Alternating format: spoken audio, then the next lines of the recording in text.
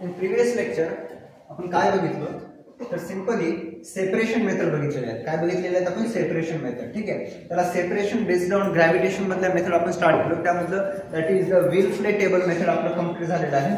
त्यानंतर काल शेवटचा जो पॉईंट बघलाय आपण तो हायड्रॉलिक सेपरेशन मेथड बघितलं आणि हा एक तुम्हाला पॉईंटचे नोट्स तयार करण्यासाठी मी सांगितलेला होतो. आणि त्यानंतर जो पॉईंट आपल्याला बघायचा तो म्हणजे magnetic that is the separation method.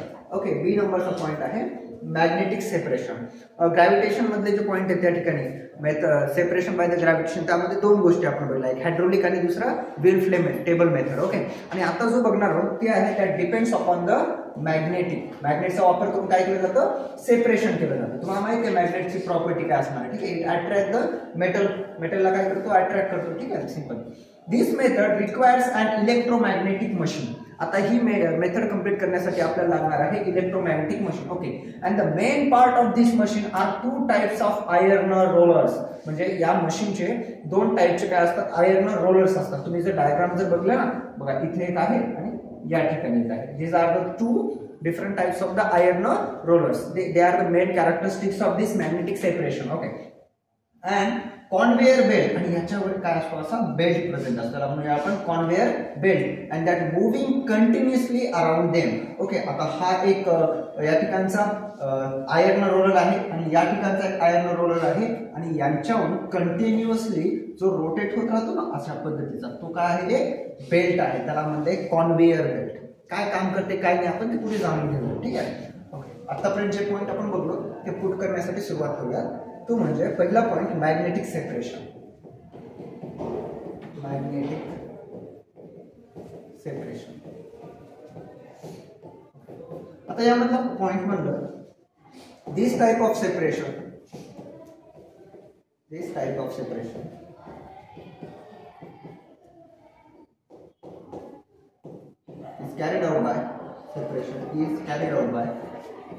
is carried out by electromagnetic machine.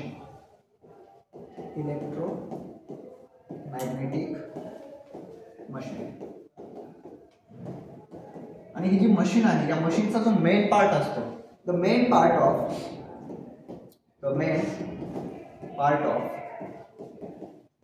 This machine is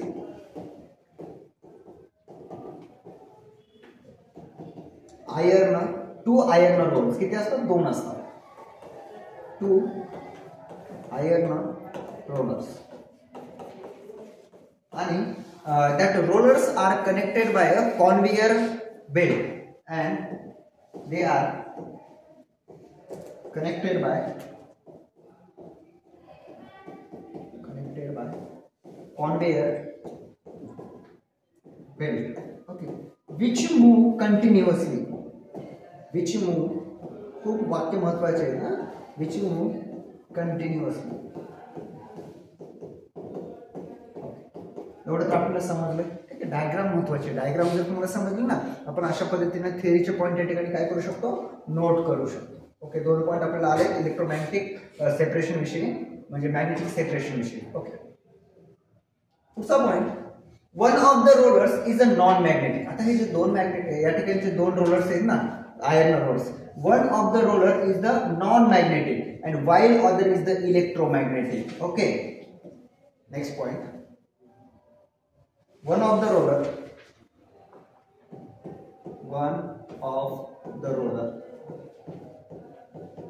is non-magnetic and other is कोणता असेल? मॅग्नेटिक. एक मॅग्नेटिक असतो, दुसरा कोणता असतो रे? नॉन मॅग्नेटिक असणार आहे. बरोबर आहे. एक मॅग्नेटिक आणि दुसरा नॉन मॅग्नेटिक आणि त्याच्यावर काय कोणता बेल्ट प्रेझेंट असतो? कॉन्व्हेयर बेल्ट प्रेझेंट असतो. There is a presence of the conveyor belt. Okay, ठीक आहे. पुढचा पॉईंट त्याच्यामध्ये the conveyor belt moving around the rollers. बरोबर आहे. इथं रोलर आहे आणि त्याच्या भोवती ते काय फिरते? गोल गोल फिरते. रोलर्स दॅट नॉन मॅग्नेटिकच्या भोवती मेड अप ऑफ लेदर और द ब्रास. ओके, म्हणजे कॉन्व्हेयर बेल्ट. पुढचा पॉईंट बघा मी किती व्यवस्थित पद्धतीने लिहितो. पेपरमध्ये असं लिहावं लागलं आपल्याला. The conveyor belt is moved किंवा असं म्हणतात conveyor belt is present around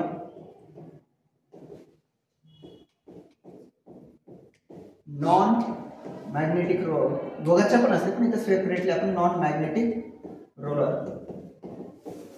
आणि इथं एक गोष्ट लक्षात ठेवा, हा कॉन्व्हेयर बेल्ट आहे ना, that is made up of brass किंवा leather and it is made up of brass और लेदर. त्याचं कारण काय तुम्हाला समजेल पुढे, ठीक आहे, कारण की दोघं पण नॉन मॅग्नेटिक आहेत त्याच्यामुळे. आणि या दोन रोलर मधला एक रोलर आहे ना मॅग्नेटिक असतो, ठीक आहे, तो काय असतो मॅग्नेटिक असतो. Okay, the conveyor belt moving around the rollers that is a non magnetic it is made up by the leather और द ब्रास. आता पुढे बघा, द पावडर्ड ओर. आपल्याला माहिती आहे आपण कालपासून जे सेपरेशन बघत आहोत त्यामधला जो ओर आहे तो कशाच्या फॉर्म मध्ये आहे, पावडरच्या फॉर्म मध्ये आहे. The powdered ore, that powdered ore कुठं आहे त्या ठिकाणी आर पोर्ड म्हणजे टाकलेला आहे in the conveyor belt near the non magnetic roller. ठीक आहे, आता बघा ही डायग्राम आहे, हा नॉन मॅग्नेटिक आहे आणि मॅग्नेटिक, इथून पुढे टाकले त्याच्यावर नॉन मॅग्नेटिक रोलवर ते पावडर ओर काय टाकलेला आहे तिथून टाकलेला आहे. मग मला सांगा, इथून जे ओर आले जे मेटल असेल त्याच्यामध्ये ते इथे चिटकल का रे, चिटकणार आहे का नाही. ओके, ती तिथे चिटकणार नाहीये कारण की कसा आहे हा नॉन मॅग्नेटिक आहे, पुढे मूव्ह होतो पण हा चिटकत जातो इथं. आणि या ठिकाणी सेपरेशन होते नॉन मॅग्नेटिक इन्ग्रेडियंट आणि इथं कोणते होते मॅग्नेटिक इन्ग्रेडियंट. आणि या ठिकाणी दोन्ही पण खाली काय यूज केले, there is a presence of the collector. Collector म्हणजे ज्या ठिकाणी कलेक्ट केलं जातं त्याच्यामध्ये एक असतो सेपरेट नॉन मॅग्नेटिक मटेरियलसाठी आणि दुसरा असतो मॅग्नेटिक मटेरियलसाठी. ओके, मग the powdered ore is poured on the conveyor belt near the non-magnetic roller and the two collector vessels are placed below the magnetic roller. ठीक है, next point, fifth, powdered ore is poured on a कशावर conveyor belt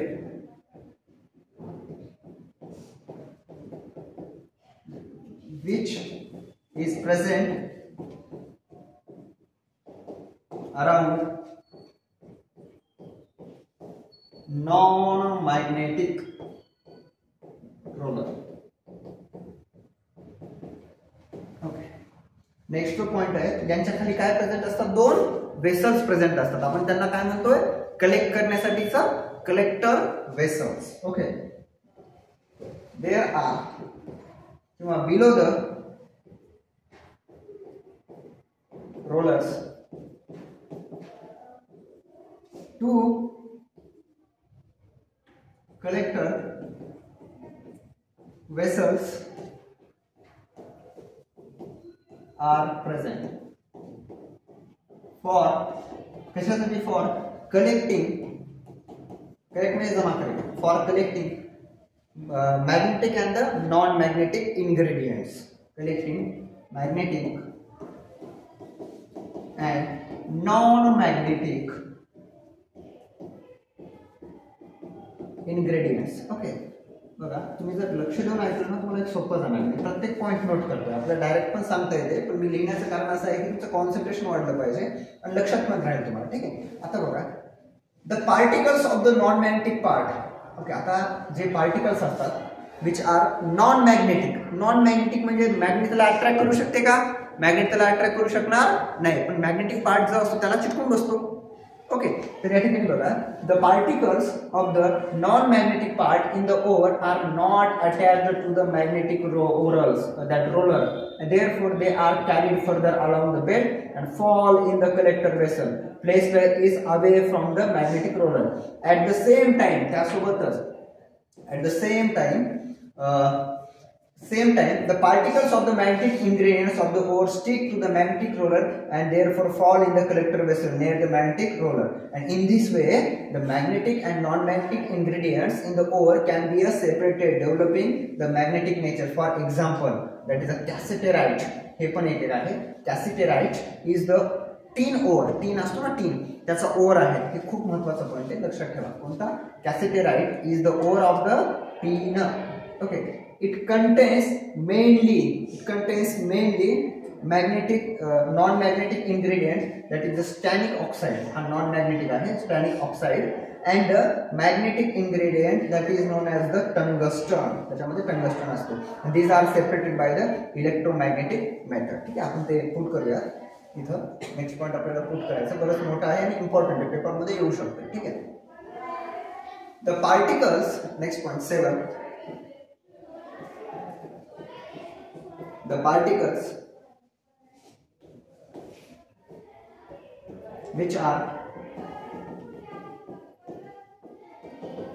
non-magnetic, but non-magnetic चिटकतील का त्याला? They are not stick. Okay, the particles which non-magnetic do not stick, stick to bed, and it carried or move towards the that collector vessel. हा पहिला point. Okay, and they fall, ते पडणार, and they fall in it, त्याच्यामध्ये जमा होईल in it, आणि त्याच्यामध्ये काय झालं, कलेक्ट झालं, जमा झाला. आता जो दुसरा पॉइंट आहे, जे चिटकतात, जे स्टिकी असतात, ते काय होणार, चिटकणार आहे, आणि ते पुढे कशामध्ये सेपरेट होणार आहे, they are separate in the another collector vessel, त्याच्यामध्ये सेपरेट होणार आहे. Okay, 8th point, magnetic particles are stick to conveyor belt and move towards the another collector vessel and they separate, आणि इथं काय होतात, ते सेपरेट होतात. ओके, इथपर्यंत आपल्याला समजलं की कशा पद्धतीनं मॅग्नेटिक सेपरेशन मेथड काम करते, एवढं समजलं. आता नेमकं याच्यामध्ये कोणता ओर वापरला जातो आताच आपण बघला, त्याचं कॅसेराइट. कोणता वापरतात, कॅसेराइट. आणि कॅसेराइट हा जो ओर आहे तो कोणत्या मेटलचा आहे, दॅट इज द टीन. आणि त्याच्यामध्ये 2 प्रकारचे मटेरियल्स प्रेझेंट असतात. मग ते मटेरियल्स कोणते, एक म्हणजे दॅट टंगस्टन, जो चिटकतो, ओके, स्टिक होतो, आणि दुसरा कोणता आहे, कोणता ऑक्साइड आहे तो, ऑक्साइडचं नाव स्टॅनिक ऑक्साइड. ओके, मग आता मी इथला जो नेक्स्ट पॉईंट या ठिकाणी नोट करेल, तो पॉईंट आपण थोडासा वेगळा नोट करूया, म्हणजे एखाद्या एक्झाम्पलसाठी सेपरेशन मेथडचं काय करूया, एक्झाम्पल. ओके, बघूया, ते नोट करायचं, कारण पेपरला येऊ शकतात बेटा या गोष्टी. ठीक आहे, काय directly, for example cassiterite, it is the ore, tin ore. Okay, कोणता आहे, कॅसिटेराइट.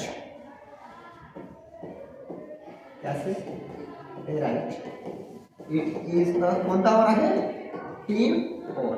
ओके, आता इथे समजण्यासाठी मी व्यवस्थित लिहितोय, यामधला मॅग्नेटिक पार्ट कोणता आहे आणि दुसरा कोणता असेल, नॉन मॅग्नेटिक पार्ट कोणता आहे.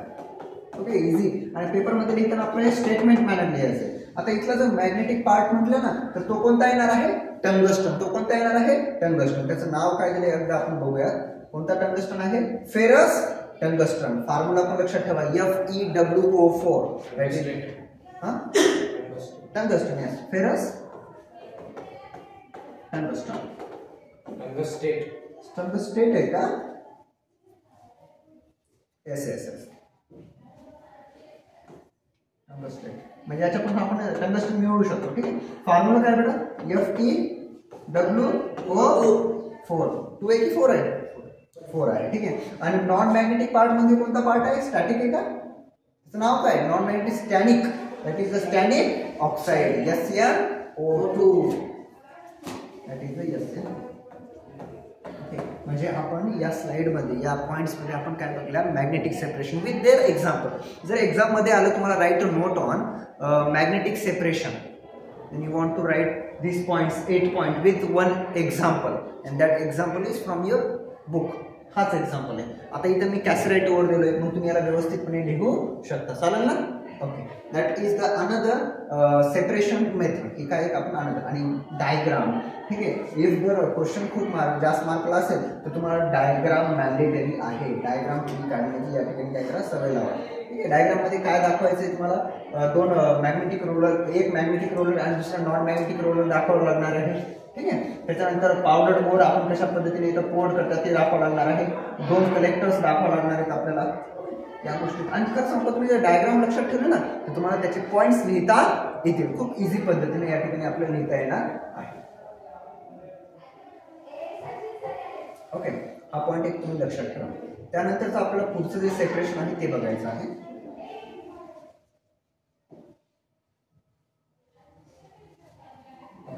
That is the fourth floating method. इथे काहीतरी फ्लोट होते. फ्लोट म्हणजे काय, तरंग. Flotation method. ठीक आहे. डायग्राम आहे का चेक करूयात. आहे ही डायग्राम. ठीक आहे, बघूयात आपण. थोडासा महत्वाचा पॉईंट आहे, थोडं लक्ष द्या. मी थोडं जास्त एक्सप्लेन करेन. आज जरी 2 पॉईंट झाले तरी सफिशियंट आहे, कारण की महत्वाचे आहे. ठीक आहे. Flotation method. फ्लोटेशन म्हणजे काय रे, तरंगणे. Okay, that is float. काय आहे आपण बघूया. That flotation method is based upon 2 opposite properties. कोणकोणत्या opposite properties, but that properties are the opposite. ठीक आहे, they are the opposite properties. म्हणजे पहिली आहे हायड्रोफिलिक. हायड्रोफिलिक म्हणजे वॉटर लव्हिंग म्हणतात त्याला. त्याला काय म्हणायचं, वॉटर लव्हिंग. ओके, आणि दुसरी कोणती प्रॉपर्टी आहे, हायड्रोफोबिक. म्हणजे fourth flotation method is depends upon 2 opposite properties, that is the hydrophilic and the hydrophobic. ठीक आहे, I will be right there. मी तिथे नोट करेन, कारण हे सगळे पॉईंट्स महत्वाचे आहेत. ओके,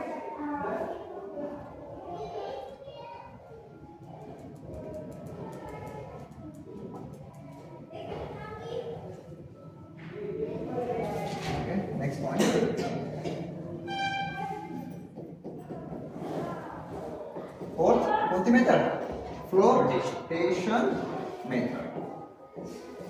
कोणता पॉइंट नोट करायचा मला, दिस मेथड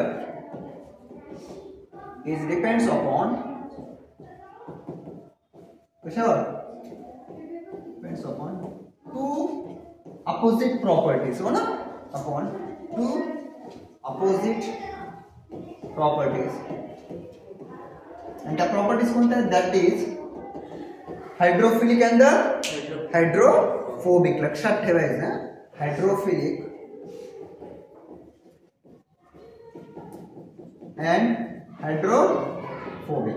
आणि तुम्हाला मी तर सांगितलं हायड्रोफोबिक याच्यामध्ये पाण्याला अट्रॅक्ट करतात, तिथं पाण्याला काय करतात, विरोध करतात, हेट करतात. सिंपली लक्षात ठेवा. ठीक आहे, या 2 मेथड आपल्याला फोर्थ फ्लोटेशन मेथड जाणून घ्यायची आहे. ओके, आता बघा, here the particles of the metal sulphides. खूप महत्वाचं बघा, जे मेटल सल्फाइड्स असतात ना, मेटलचे sulphides, they are hydrophobic in nature. The particles of the metal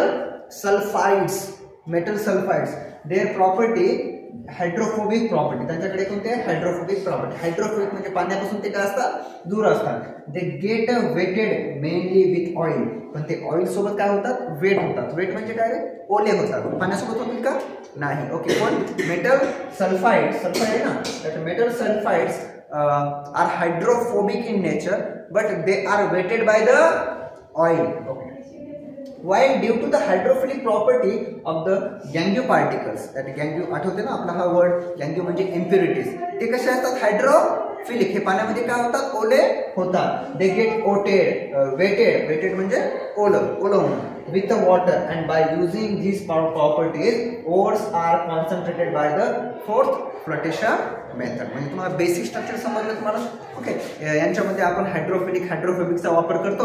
यामधले जे गँगी पार्टिकल असतात ते हायड्रोफिलिक असतात आणि मेटल सल्फाइड्स कसे असतात, हायड्रोफोबिक असतात. हो ना, मग आपण जर यांना पाण्यामध्ये भिजू घातलो किंवा पाण्यामध्ये टाकलो त्यांना, त्या ओव्हरला, तर काहीतरी तरंगणार आहे. ओके, वेटेड, आणि काहीतरी तरंगणार नाही, बॉटमला जाणार आहे. याच कन्सेप्टचा वापर केला याच्यामध्ये. म्हणून आपण नेक्स्ट पॉइंट ऍड करूया, that is here the particles of metal sulphides. Here the properties of metal sulfides, metal sulfides na, metal sulfides. Are कोण सांगा कसे आहेत रे हायड्रोफिलिक की hydrophobic they are the hydrophobic okay are hydrophobic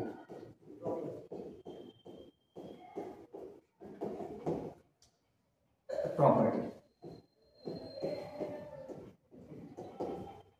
gangue particles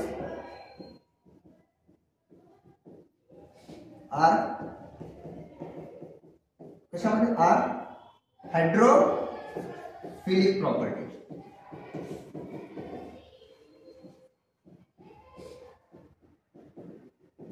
due to these different properties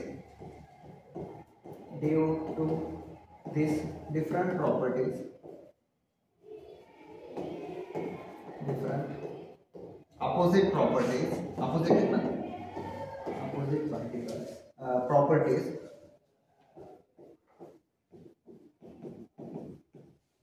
okay they are easily separated they can easily